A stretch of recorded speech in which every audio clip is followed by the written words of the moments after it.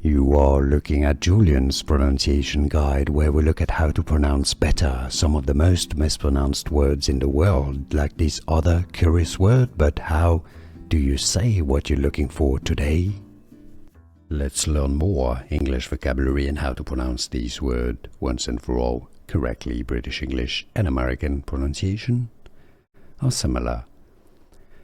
Toothache is how to pronounce it. Let's break it down. Essentially, tooth, as in tooth, the singular of teeth, tooth, ache. Tooth is what you know, what you got in your mouth, and ache is a pain, so pain from your teeth or from a tooth. Toothache, toothache, toothache.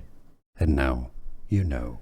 Here are more videos on how to pronounce more confusing words and names too many mispronounced. Like this video if you found it useful. I appreciate your support. I'll see you soon and thanks for watching.